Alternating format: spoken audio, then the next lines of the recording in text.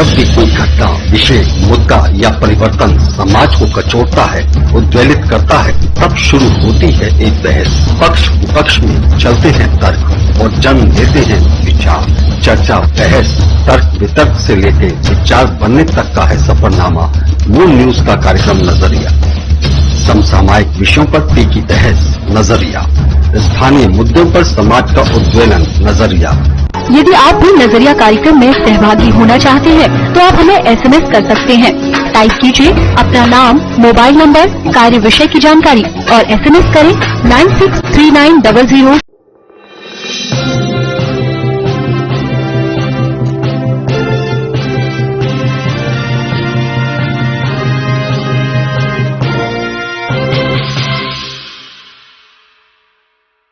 The International School Agra Residential School CBSE affiliation.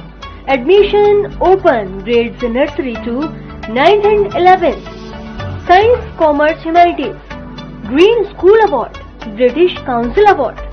Boarding facility for boys 5 days a week. Full boarding. Dial 917055004449. Dial 917055004499. 9 Milestone, Fatehabad Road, Agra.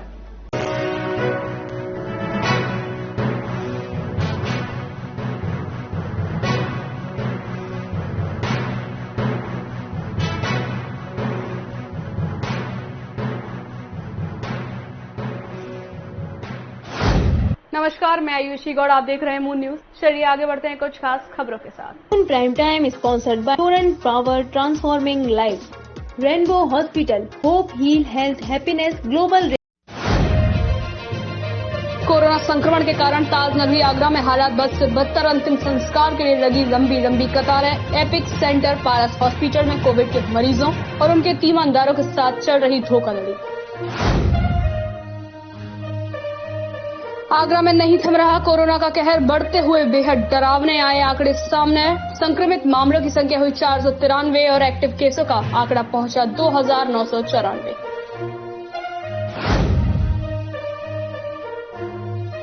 Corona के मामलों को लेकर ताजनगरी आगरा में हालात बद से बदतर। कोरोना वायरस का खतरा दिन पर दिन बढ़ा। पहले बुजुर्ग, युवा और अब यह खतरा बच्चों में प्रवेश कर चुका है। कोरोना संक्रमित मरीजों के शव का हो रहा सौदा। जिला प्रशासन शासन के आदेशों को दिखाया जा रहा है ठेंगा। अस्पताल में लेकर विद्युत शवदाह गृह पर शव जलाए जाने को लेकर मांगे जा रहे खुलेआम पैसे।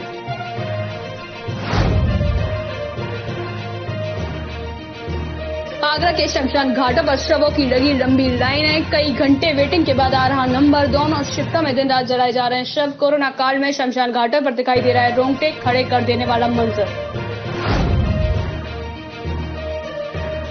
2 दिनों के लिए आगरा दीवानी हुई बंद। तारीख पर आने वाले लोगों की गेट पर लगी भीड़। लगातार बढ़ रहे कोरोना संक्रमित को लेकर हाईकोर्ट के निर्देश पर आगरा जिला जज ने न्यायालय बंद करने का लिया फैसला।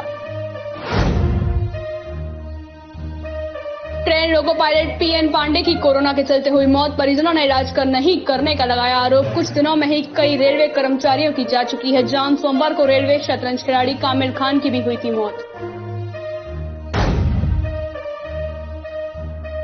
यूपी में लगाया गया वीकेंड लॉकडाउन। सीएम ने समीक्षा बैठक के बाद दिया आदेश। प्रदेश में अब शनिवार रविवार को 2 दिन रहेगी बंदी।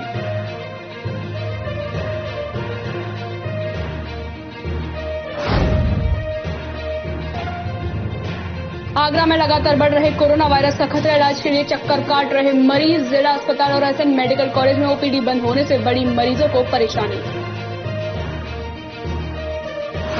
कोरोना की भयावह स्थिति को देखते हुए जनपद फिरोजाबाद की मेडिकल कॉलेज प्रांगण में ऑक्सीजन जनरेशन प्लांट का हुआ काम शुरू।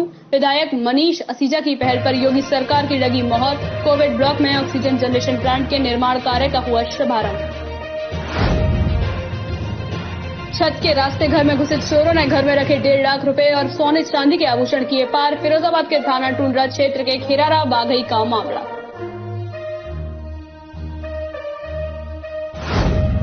जनपद फिरोजाबाद के थाना टुंडरा के स्टेशन रोड पर एटीएम पर आए 2 युवकों को रंगदारी दिखाना पड़ा भारी। गार्ड से दबंगई दिखाने के बाद युवकों को पुलिस ने धर दबोचा, जिसके बाद तलाशी के दौरान युवकों से 15 से 20 एटीएम हुए बरामद। कोरोना संक्रमण के कारण ताज नगरी आगरा में हालात बद से बदतर हो रहे हैं। यहाँ प्रतिदिन कोरोना वायरस से होने वाले मृत्युओं की संख्या इजाफा हो रहा है। इसका जीता जागता उदाहरण ताजगंज, मोक्षधाम और विद्युत शवदाहा है, जहां अंतिम संस्कार के लिए वेटिंग लगी हुई है और जिला प्रशासन आगरा शासन को झूठी रिपोर्ट भेजकर गुमराह कर रहा है। इसी एक मृतक के परिजन से वार्ता हुई तो पता चला कि कोविड-19 मरीजों के साथ किस तरह की लूटपाट कर रहा है। मृतक के परिजन ने बताया कि आगरा का सबसे बड़ा एपिक सेंटर पारस हॉस्पिटल कोविड के मरीजों के साथ धोखाधड़ी और गाली गलौज कर रहा है। मंगलवार को मॉर्निंग की टीम जब ताजगंज विद्युत शवदाहा गृह पहुंची तो अंतिम संस्कार के लिए लोगों को इंतजार करना पड़ रहा था। इसी बीच एक मृतक के परिजन से वार्ता हुई तो पता चला कि कोविड-19 यह मरीजों के साथ किस तरह की लूटपाट चल रही है। मृतक के परिजन ने बताया कि आगरा का सबसे बड़ा एपिक सेंटर पारस हॉस्पिटल कोविड के मरीज और उनके तीमारदारों के साथ में धोखाधड़ी, अभद्रता और गाली गलौज कर रहा है। इतना ही नहीं, मून न्यूज को इंटरव्यू देने वाले मरीज के तीमारदारों ने बताया कि कोविड-19 की शिकार हुई कमलानगर की 70 वर्षीय महिला माया सिंह से इलाज के दौरान पारस हॉस्पिटल में 2 लाख रुपए की मांग की गई। हॉस्पिटल प्रशासन जबरदस्ती पैसा जमा करने की बात कहने लगा और पैसा जमा न करने पर इलाज भी शुरू नहीं किया गया। परिजनों पर जब रुपए की मांग पूरी नहीं हो पाई तो उन्होंने आगरा उत्तरी विधानसभा के विधायक पुरुषोत्तम खंडेलवाल से फोन पर संपर्क किया और मदद मांगी और इलाज न होने पर उन्हें एसएन रेफर करने की गुहार लगाई। ये उन्होंने कोई किट नहीं, कोई कुछ नहीं, उनसे कहा देखना है किट दे दो, कोई किट नहीं, यहाँ खड़े हो जाओ, यहाँ से देख लो, यहाँ तक वो तो अंदर तक ले जाने को तैयार थे कि अंदर से देखो, अंदर चले जाओ, लेकिन हम तब भी दूर खड़े रहे। कोई किट नहीं, कोई कुछ नहीं, बस वही पैसा। कितने पैसे की डिमांड की गई थी आपसे टोटल? जिस दिन भर्ती की थी उस दिन कितने पैसे की डिमांड थी? उस दिन तो कितने की थी मुझे तो याद 7-8 हजार की तो दवाई उसी समय आ गई थी। फिर उसके बाद सुबह ही बोले कि लाओ पैसे जमा करो। कितने पैसे जमा करने को बोला? 20,000 रुपए। 20,000 रुपए करो।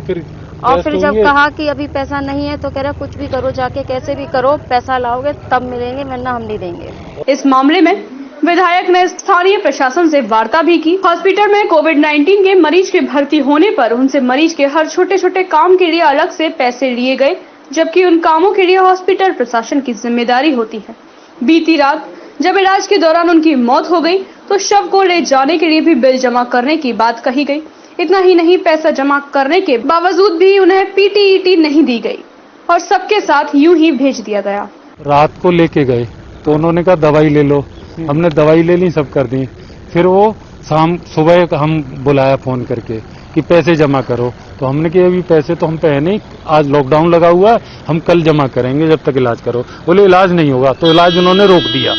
इलाज रोक दिया तो हमने कही एक काम कीजिए, इसको एसएन भिजवा दीजिए, वहाँ कोरोना, बोले कोरोना है इनको, तो एसएन भिजवा दो या डिस्ट्रिक्ट हॉस्पिटल भिजवा दो। तो वहाँ के लिए बोले ठीक है हम भिजवाते हैं, पहले पैसे ये जमा करो, पहले पैसे ये जमा करो। पैसे जमा कराने कह रहे थे? हमने तो वो कर दिए थे 14,000 रुपए। 2 लाख रुपए और मांगे थे? हाँ, और मांग रहे थे। पैसे मांग रहे थे कि 2 लाख रुपए, 1 लाख, मतलब वो तो यहाँ तो पैसा चाहिए, हर चीज का पैसा चाहिए। फिर जब वो अंदर चली गई ना, तो अंदर से वो आई वो काम वाली लड़कियां कि वो उनको लेटरिन आ रही है, लेटरिन साफ करेंगे, लाओ 100 रुपए। फिर हमने कपड़े चेंज करने, लाओ 200 रुपए। फिर हमने वो कंघी करनी है, मुंह धुलाना, लाओ 300 रुपए। तो इनसे 500 रुपए, ऐसे 150 करके 500 रुपए इनसे लिए। वहाँ बिहेव सही नहीं किया ना, अरे बिल्कुल नहीं, बिल्कुल नहीं, बिल्कुल नहीं। नहीं, फिर हमने पुरुषोत्तम खंडेलवाल जी विधायक जी से फोन किया। हमने कहा साहब हमारे पैसे इन पे तो है नहीं, जितने पैसे थे हमने जमा कर दिए, दवाई ला के दे दी इनको, अब इनको एसएन में ही करा दो। उन्होंने सीएमओ साहब से बात की, उन्होंने कहा ठीक है हम करवाते हैं। पीपी किट वगैरह नहीं दी? नहीं, पीपी किट नहीं दी। अभी भी रात को जब डेथ हो गई हमको बुलाया तो बोले 2 पीपी किट आपको देंगे और उसको देंगे। तो हम काउंटर पे गए, काउंटर वाले ने कही देंगे। फिर जब अंदर गए ना तो उन्होंने कही हमारे पास कोई किट नहीं है। उन्होंने विद्युत शवदाहा गृह पर शव को ले जाने के लिए एम्बुलेंस चालक ने भी उनसे 5,000 रुपए लिए।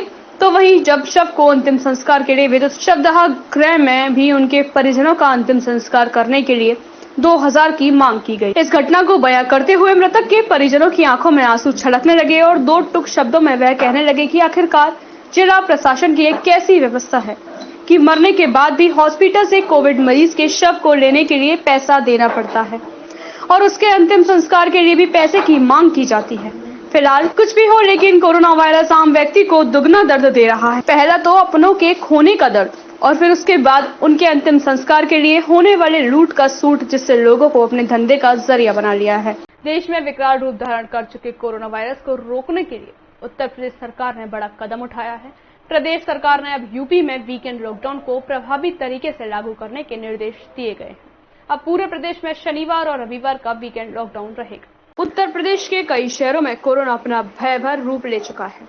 आलम यह है कि कोरोना की वजह से होने वाली मौतों का आंकड़ा भी तेजी से बढ़ा हुआ है। इसी को देखते हुए अब प्रदेश सरकार ने पूरी यूपी में वीकेंड लॉकडाउन लागू करने का मन बनाया है। ये लॉकडाउन शुक्रवार रात 8 बजे से सोमवार सुबह 7 बजे तक रहेगा। इससे पहले इलाहाबाद हाईकोर्ट ने भी उत्तर प्रदेश सरकार को तलब किया था और यूपी के 5 जिलों में लॉकडाउन लगाने के निर्देश दिए थे, जिसे आज उत्तर प्रदेश सरकार ने कोर्ट में चुनौती दी है। हालांकि सुप्रीम कोर्ट के दखल के बाद सुनवाई आगे बढ़ा दी गई है। आगरा में भी बीते दिन कोरोना के आंकड़े दिन ब दिन तेजी से बढ़ते जा रहे हैं। अब तक के सबसे ज्यादा 469 केस कोरोना के आगरा शहर में दर्ज किए गए हैं। कोविड-19 सेंटरों पर RT-PCR कराने वाले लोगों की भीड़ बढ़ती जा रही है, जिससे शहर में स्वास्थ्य सुविधाओं को लेकर हालात चिंताजनक हैं। कई हॉस्पिटल में बेड नहीं है तो कईयों में ऑक्सीजन की सिलेंडरों की भारी कमी है। अब ऐसे में उत्तर प्रदेश सरकार कोरोना पर हाल में काबू पाना चाहती है, जिसके लिए वीकेंड लॉकडाउन से प्रदेश सरकार ने शुरुआत की है, जो कि शुक्रवार रात 8 बजे से शुरू होकर सोमवार सुबह 7 बजे तक लागू रहेगा।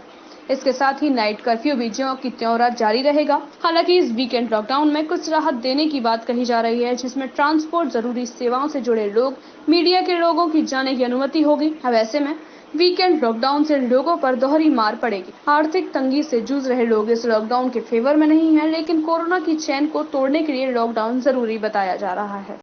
चिट-चिट की आवाज, लकड़ियों की कमी, धुएं की गुहार, यहाँ तक कि शव जलाए जाने को चबूतरे पड़ गए कम।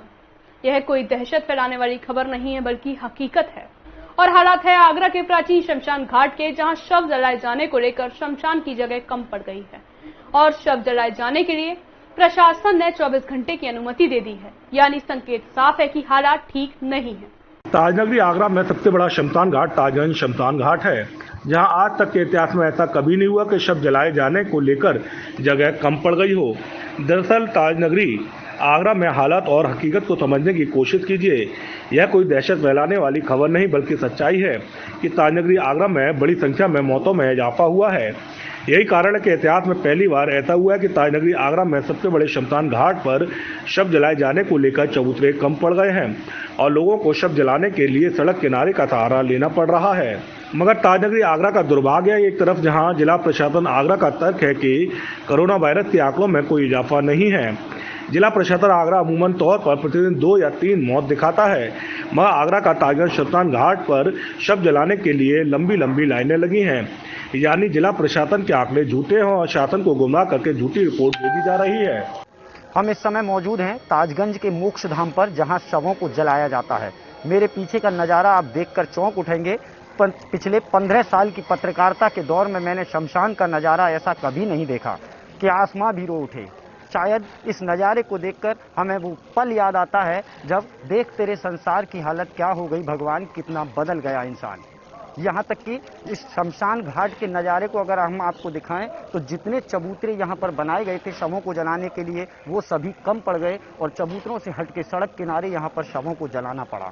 यानी साफ तौर पर हम ये कह सकते हैं कि लगातार ताजनगरी आगरा में कोरोना का खतरा जितना बढ़ रहा है, उतने ही मौतों में इजाफा भी सामने आ रहा है। फिर चाहे प्रशासन इस आंकड़े को छुपाने की कोशिश कितना ही क्यों ना करे। कैमरा पर्सन होशियार और विनीत के साथ प्रशांत कुलश्रेष्ठ, मून न्यूज। लगातार बढ़ रहे कोरोना संक्रमण को लेकर हाईकोर्ट के निर्देश पर आगरा जिला जज ने आगरा न्यायालय को भी बंद कर दिया है। आगरा न्यायालय 2 दिनों के लिए बंद रहेगा। आगरा न्यायालय मंगलवार और बुधवार 2 दिन बंद रहेगा।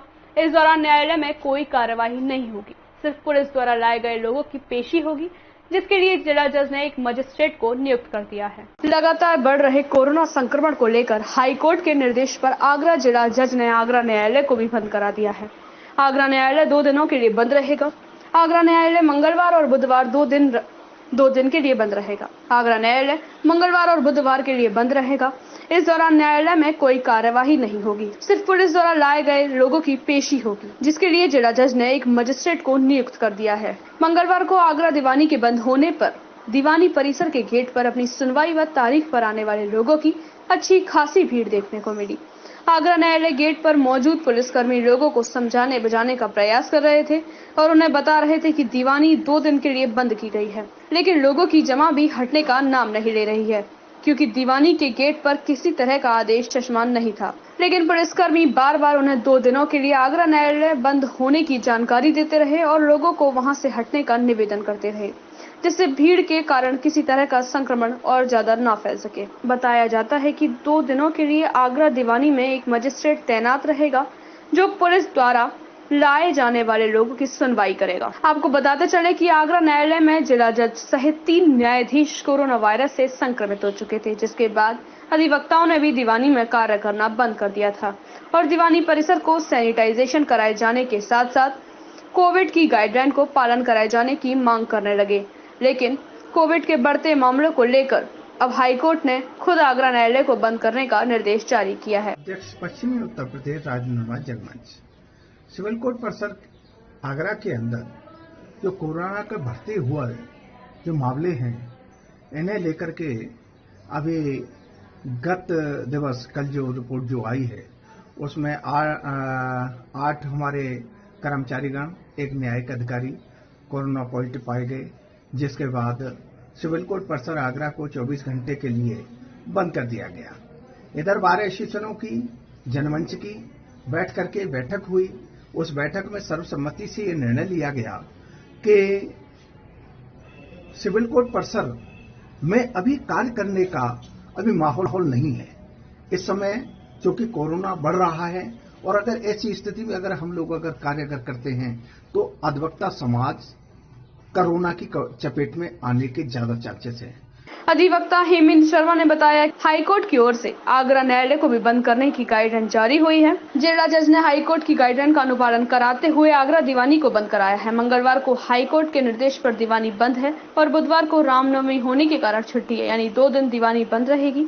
इस बीच दीवानी में सैनिटाइजेशन का कार्य किया जाएगा। उन्होंने बताया कि कोरोना संक्रमण के बढ़ते मामलों को लेकर इस तरह की कार्यवाही जरूरी है। आगरा में बढ़ते कोरोना वायरस के मरीजों के बीच अब अस्पतालों में कोविड के मरीजों के लिए बेडों की कमी होने लगी है। कोरोना से पीड़ित मरीजों की तादाद अब इतनी बढ़ती जा रही है कि उन्हें भर्ती होने के लिए कोविड अस्पतालों में पर्याप्त बेड नहीं है। वहीं आगरा के प्राइवेट अस्पतालों से लेकर सरकारी अस्पतालों के ऑक्सीजन सिलेंडरों की भी कमी आ रही है।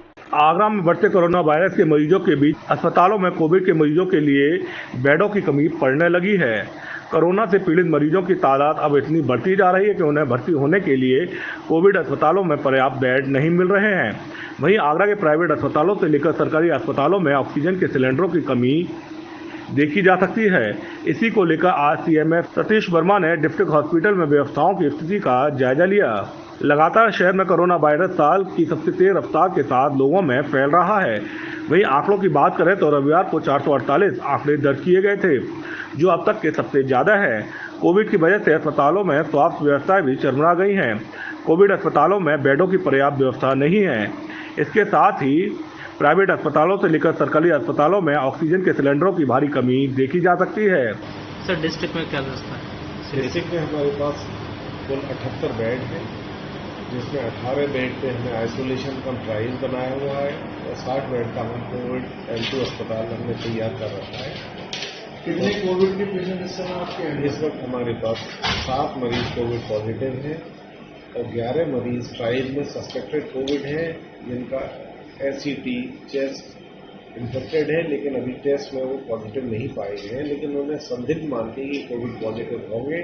ऑक्सीजन सेचुरेशन सभी का काफी कम है और हम उनका समुचित पूरा ध्यान रखें, पूरा इलाज सावधानी पर लापरवाही होनी नहीं चाहिए। पैनिक मोड में है पूरी सरकार, तो इसलिए ये ऐसा हो रहा है। डीएम साहब ने खुद इसकी बंदोबस्त बागडोर अपने हाथ में ली है। कॉमर्शियल ऑक्सीजन को सप्लाई बंद कर दिया गया है। उनको भी बोला गया है कि मेडिकल ऑक्सीजन की सप्लाई पर पहले ध्यान दें। इसी को देखते हुए डॉक्टर सतीश वर्मा सीएमएस ने बताया कि प्रशासन ने 60 साल से अधिक उम्र के बुजुर्गों के लिए होम आइसोलेशन खत्म कर दिया है। अगर 60 साल की उम्र में बुजुर्गों को कोई तकलीफ होती है तो उनका ख्याल अच्छी तरह से अस्पताल में रखा जाए।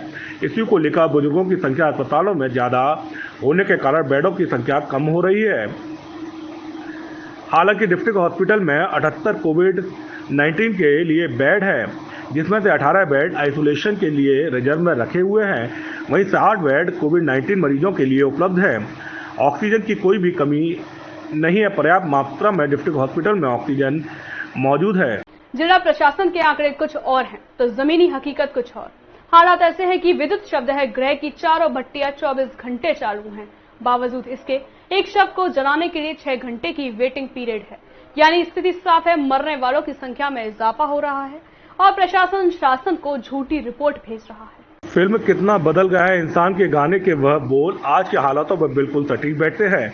जब फिल्माया गया कि देखे तेरे संसार की हालत क्या हो गई भगवान, कितना बदल गया इंसान। जी हां, टीवी स्क्रीन पर दिखने वाला यह नज़ारा कहीं और का नहीं बल्कि ताजनगरी आगरा के विद्युत शवदाह का है। विद्युत शवदाह की भट्टियां से उठता धुएं का गुबार शायद आपको चौंका रहा है कि अब हालत ठीक नहीं है। अगर अब नहीं संभले तो वह दिन दूर नहीं जब शमशान में भी जगह कम पड़ जाएगी। और हुआ भी कुछ ऐसा ही है। ताजनगरी आगरा के विद्युत शवदाह पर काम करने वाले कर्मचारियों की अगर हम बात करें तो साफ तौर पर उनका कहना है कि शमशान अब शव जलाने के लिए 2 शिफ्ट में कार्य चल रहा है।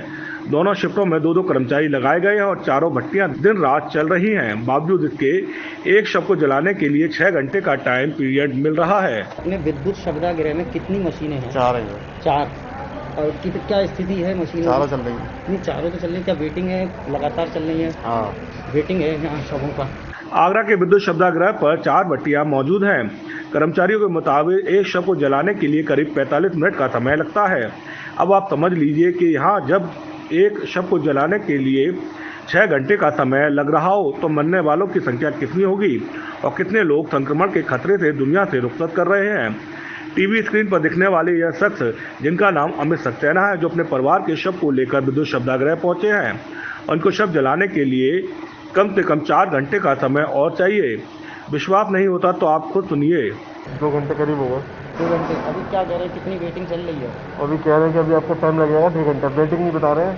हाँ, 1.5-2 घंटे लग जाएंगे और 1.5 घंटा पॉइंट लग जाएगा हमें। और मतलब आपको अभी और 2 घंटे और लगने हैं। हाँ, एक तरफ विद्युत शवदाह पर शव जलाए जाने के लिए वेटिंग है तो दूसरी तरफ जिला प्रशासन के आंकड़े कुछ और कह रहे हैं। यानी स्थिति साफ है, जिला प्रशासन झूठ बोला रहा है और शासन को गुमराह किया जा रहा है। आगरा में बड़ी तेजी से मरने वालों की संख्या में इजाफा हो रहा है।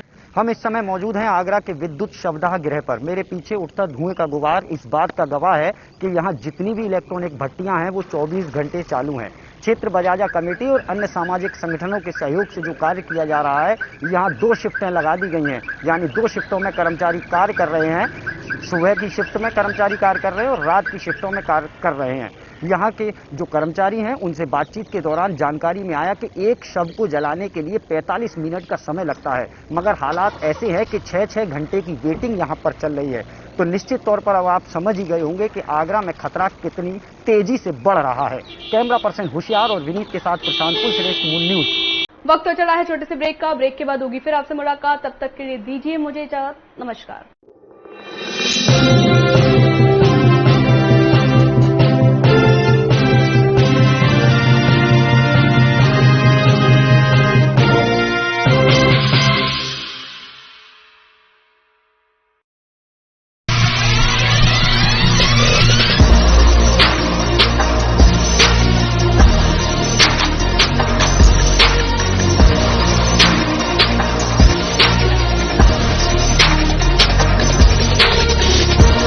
जब भी कोई घटना, विषय, मुद्दा या परिवर्तन समाज को कचोटता है, उद्वेलित करता है, तब शुरू होती है एक बहस। पक्ष विपक्ष में चलते हैं तर्क और जन्म लेते हैं विचार।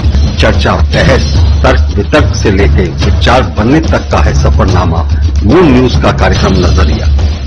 समसामयिक विषयों पर तीखी बहस, नजरिया। स्थानीय मुद्दों पर समाज का उद्वेलन, नजरिया। यदि आप भी नजरिया कार्यक्रम में सहभागी होना चाहते हैं तो आप हमें SMS कर सकते हैं। टाइप कीजिए अपना नाम, मोबाइल नंबर, कार्य विषय की जानकारी और SMS करें 963900।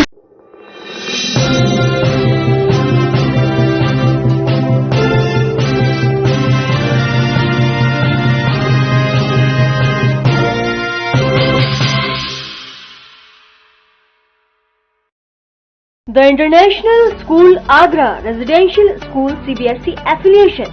Admission open. Grades nursery to 9th and 11th. Science, Commerce, Humanities. Green School Award, British Council Award. Boarding facility for boys 5 days a week, full boarding. Dial 917055004449. Dial 917055004499. 9th Milestone, Fatehabad road, Agra. Break के बाद आप सभी का एक बार फिर से स्वागत है। चलिए आगे बढ़ते हैं कुछ खास खबरों के साथ। ताज नगरी आगरा में हालात बद से बदतर हो रहे हैं। कोरोना वायरस का खतरा दिन पर दिन बढ़ता जा रहा है। पहले बुजुर्ग, युवा और अब यह खतरा बच्चों में प्रवेश कर चुका है। एसएन मेडिकल कॉलेज की ओपीडी और जिला अस्पताल की ओपीडी बंद होने से मरीजों पर इलाज का खतरा और ज्यादा मंडराने लगा है। लोग इलाज के लिए जिला अस्पताल, एसएन मेडिकल कॉलेज और प्राइवेट अस्पतालों में चक्कर काट रहे हैं। क्या है ताज नगरी आगरा में मरीजों का हाल, आइए जानते हैं अपने संवाददाता प्रशांत कुलश्रेष्ठ इस रिपोर्ट में। एक तो दिन पर दिन बढ़ता कोरोना वायरस का खतरा और दूसरी तरफ एसएन मेडिकल कॉलेज और जिला अस्पताल की ओपीडी बंद होने से सामान्य बीमारियों वाले मरीजों की ओर ज़्यादा परेशानियां बढ़ गई हैं। हालत बद से बदतर होते जा रहे हैं। ताजनगरी आगरा में भी कोरोना वायरस का संक्रमण और मौत के मामले में लखनऊ से कतई पीछे नहीं है। चिकित्सकों के मुताबिक पहले कोरोना वायरस ज़्यादातर बुजुर्गों में था और अब युवाओं और बच्चों में भी प्रवेश कर चुका है। जहां एसएन मेडिकल कॉलेज कोविड-19 के संक्रमित मरीजों का इलाज पर ध्यान दे रहा है, तो वहीं एसएन मेडिकल कॉलेज और जिला अस्पताल आने वाले मरीजों को सामान्य बीमारी के लिए भी प्राइवेट अस्पतालों, सरकारी अस्पतालों के चक्कर काटने पड़ रहे हैं। बावजूद इसके मरीजों का इलाज नहीं हो रहा है। स्थिति बहुत खराब है, देख नहीं रहा न सुनना। अगले मंगल को मैं दिखाने आया और मैं इस मंगल को आया, मैंने कहा डॉक्टर साहब कोई फर्क तो पड़ा नहीं है, जरा देख लो, तो भगा दिया। आप जाइए, इलाज नहीं करा? नहीं, ये देखो मेरी चोट लगी हुई पैर में। भगा दिया आपको? हाँ, और बंदर ने मुझे गिरा दिया था। यहाँ पर चोट लगी टांग में, यहाँ लगी, तो मैं दिखाने आया। तो मैंने कहा कोई दवाई ऐसी लिखी, थोड़ा बहुत आराम मिल जाए। कोई कोरोना से संक्रमित है तो कोई पेट दर्द से बीमार है तो कोई अन्य बीमारियों से ग्रसित है। हालात ऐसे है कि ताजनगरी आगरा की आबो हवा खराब हो चुकी है। पूरा आगरा बीमारी की चपेट में आ चुका है। अब तो आए दिन मौतों की संख्या में भी इजाफा हो रहा है, फिर चाहे कारण कुछ भी हो। कुछ लोगों की मौत कोरोना वायरस से हो रही है तो कुछ लोग इस वजह से भी दुनिया से रुखसत हो रहे हैं कि उन्हें अस्पताल में इलाज नहीं मिल पा रहा है। आप सेवला के पास से क्या स्थिति है एसएन मेडिकल कॉलेज में? मैं मासिक आ रही थी पहले अस्पताल से हमसे। तो मेरे नीचे शरीर में दर्द था। अब उन्हें अल्ट्रासाउंड लिखा है, अब उन्होंने वहाँ से लिखवा के लाओ जब लेगा। यहाँ कुछ इलाज हो रहा है? दवा वहाँ से चल रही थी मेरी। अब यहाँ क्या मिला तुम्हें? यहाँ पे तो कुछ नहीं है। क्या कह दिया यहाँ पर? मना कर दिया। क्या कह रहे हैं? क्यों कहती है अम्मा जहाँ यहाँ पे तो खतरा का केस चल रहा है। तो आप बिना दवाई के लौट रही हैं? क्या करें? इस बार कोरोना वायरस पिछली बार से ज्यादा घातक है। जानकारों के मुताबिक अगर जरा सी भी लापरवाही हुई तो आप अपनी जान से हाथ धो बैठेंगे। ऐसे में आपको बेहद सतर्क रहने की जरूरत है। ताजनगरी आगरा में हालात बेहद चिंताजनक हैं। कोरोना संक्रमण और मौत के मामले में आगरा लखनऊ से कतई पीछे नहीं है। हालात बद से बदतर होते जा रहे हैं। एसएन मेडिकल कॉलेज और जिला अस्पताल की ओपीडी को बंद कर दिया गया है। ऐसे में उन लोगों के साथ और संकट गहरा गया है जो लोग जिला अस्पताल और एसएन मेडिकल कॉलेज में उपचार के लिए भटक रहे हैं। यहाँ मरीज, तीमारदार से लेकर हर कोई परेशान है और कोरोना का संक्रमण पहले बुजुर्ग, युवा और अब बच्चों तक में प्रवेश कर चुका है। ऐसे में आपकी जरा सी लापरवाही आपकी जान ले सकती है। 2 गज दूरी, मास्क जरूरी का भी पालन करना होगा। कैमरा पर्सन होशियार और विनीत के साथ प्रशांत कुलश्रेष्ठ, मून न्यूज। कोरोना संक्रमण अपना कहर पूरी तरह से आगरा रेल मंडल पर दिखा रहा है। कोरोना संक्रमण के चलते कई रेल अधिकारियों की मौत भी हो चुकी है। मंगलवार सुबह आगरा रेल मंडल से एक और बुरी खबर सामने आई। कोरोना वायरस के कारण train loco pilot PN Pandey की मौत हो गई। लोको पायलट पीएन पांडे की मौत से रेलवे विभाग में हड़कंप मच गया और दूसरी ओर शोक की लहर दौड़ गई। कोरोना संक्रमण अपना कहर पूरी तरह से आगरा रेल मंडल पर दिखा रहा है। कोरोना संक्रमण के चलते कई रेल अधिकारियों की मौत भी हो चुकी है।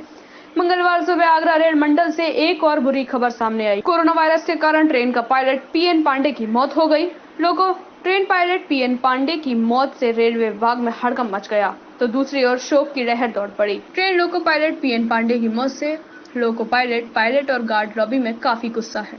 रेलवे पर बेहतर इलाज नहीं करने का आरोप लगाते हुए जमकर प्रदर्शन किया गया। लोको पायलट और आक्रोशित गार्ड ने PN Pandey Agra cantt lobby पर शव रख कर जमकर हंगामा किया।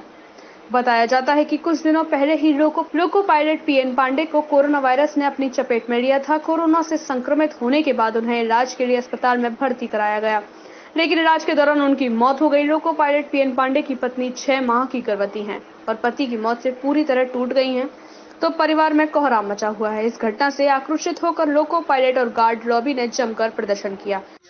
लोको पायलट पीएन पांडे जी को उनकी तबीयत 2-3 दिन से खराब थी, लेकिन रेल प्रशासन की तरफ से उनको किसी हॉस्पिटल में ले जाया नहीं जा सका।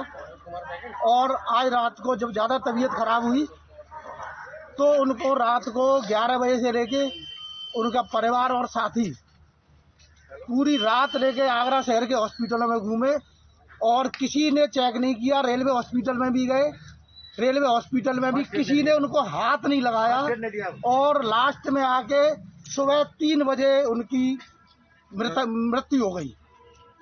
जिस तरीके से रेल प्रशासन ने पिछले एक साल से हमारा संगठन लगातार बात कर रहा है कि हमें हॉस्पिटल को कॉन्टैक्ट हॉस्पिटल जो होता है वो कोरोना का रेलवे कर्मचारियों को दो, लेकिन एक साल से प्रशासन सोया हुआ है।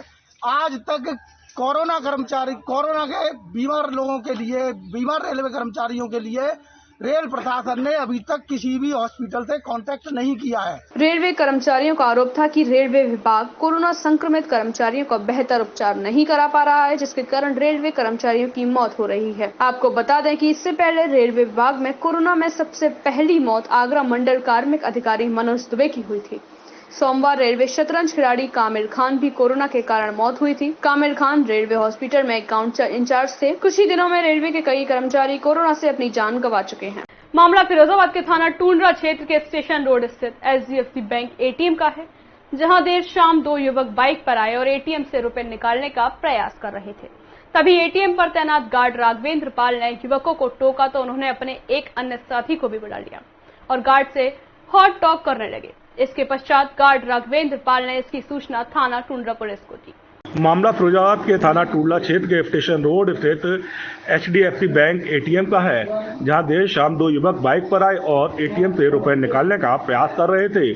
तब एटीएम पर तैनात गार्ड राघवेंद्र पाल ने युवकों को टोका तो उन्होंने अपने एक अन्य साथी को भी बुला लिया और गार्ड से हॉक टॉक करने लगे। इसके बाद गार्ड राघवेंद्र पाल ने इसकी सूचना थाना टूंडरा पुलिस को दी।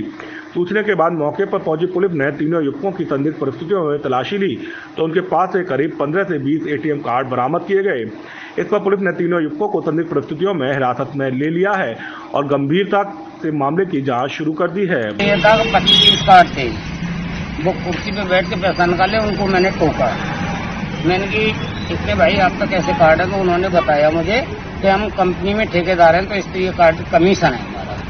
मैंने भाई मेरी बैंक में तो मैंने अपने बॉस को फोन किया, उन्होंने 3-4 कार्ड लागू होते हैं, बस ज्यादा मत करना। तो वो मुझको हिटने लगे, आ गया तो एक लड़का हो रहा है वो धमकाने लगा मुझे। तो मैंने कि भाई धमकाओ मत, और मैं भाई पुलिस को बुला लूंगा, अपना बात कर लेना। तभी उनने पुलिस को घर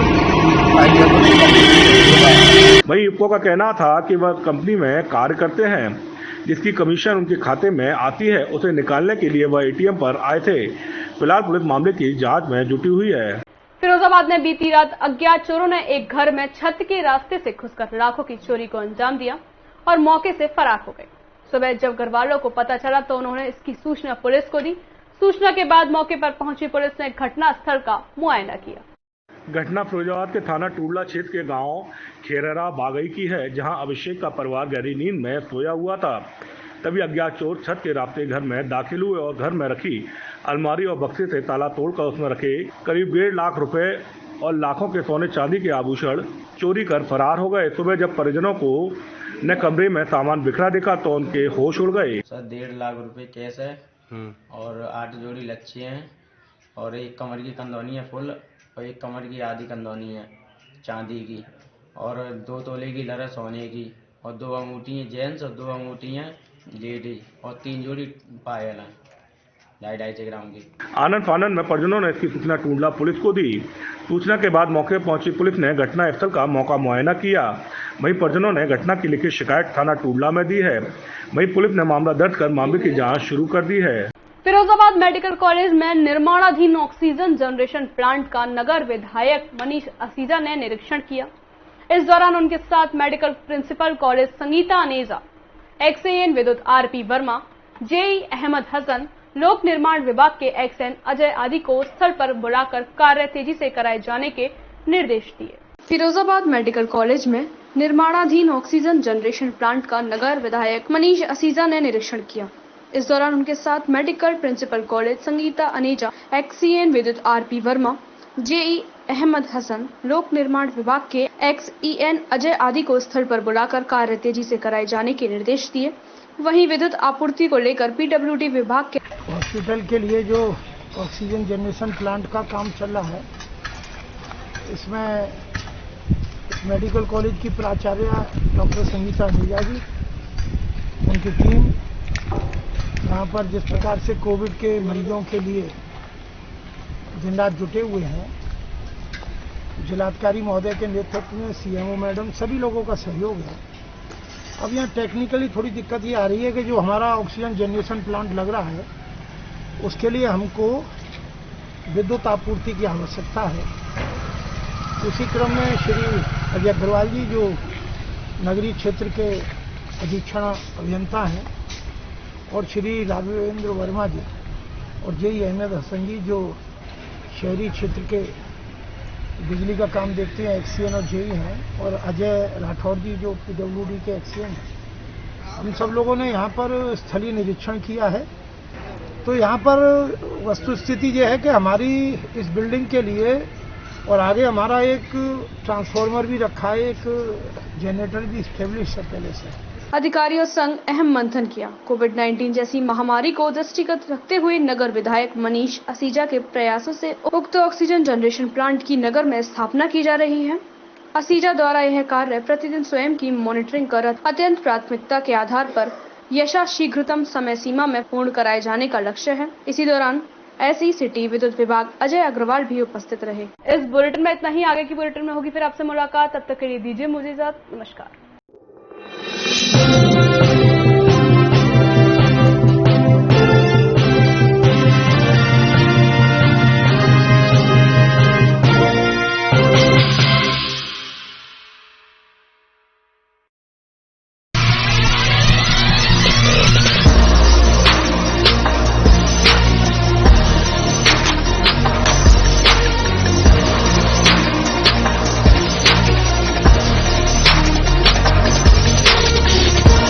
जब भी कोई घटना, विषय, मुद्दा या परिवर्तन समाज को कचोटता है, उद्वेलित करता है, तब शुरू होती है एक बहस। पक्ष विपक्ष में चलते हैं तर्क और जन्म लेते हैं विचार। चर्चा, बहस, तर्क वितर्क से लेकर विचार बनने तक का है सफरनामा मूल न्यूज का कार्यक्रम नजरिया। समसामयिक विषयों पर तीखी बहस, नजरिया। स्थानीय मुद्दों पर समाज का उद्वेलन, नजरिया। यदि आप भी नजरिया कार्यक्रम में सहभागी होना चाहते हैं तो आप हमें SMS कर सकते हैं। टाइप कीजिए अपना नाम, मोबाइल नंबर, कार्य विषय की जानकारी और SMS करें 963900।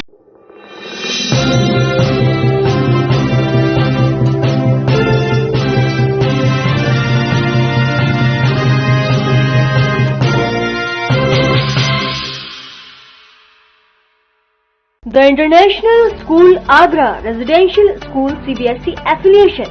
Admission open. Grades nursery to 9th and 11th. Science, Commerce, Humanities. Green School Award. British Council Award. Boarding facility for boys 5 days a week. Full boarding. Dial 917055004449. Dial 917055004499. 9th Milestone, Fatehabad Road, Agra.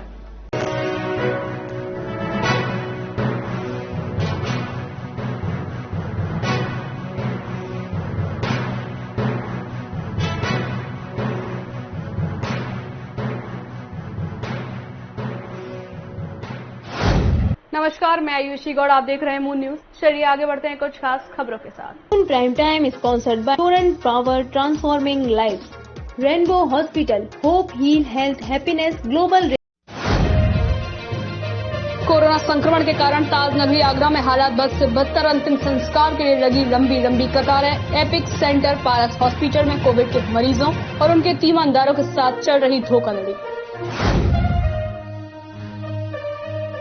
Agra में नहीं थम रहा corona का कहर, बढ़ते हुए बेहद डरावने आए आंकड़े सामने। संक्रमित मामलों की संख्या हुई 493 और एक्टिव केसों का आंकड़ा पहुंचा 2994।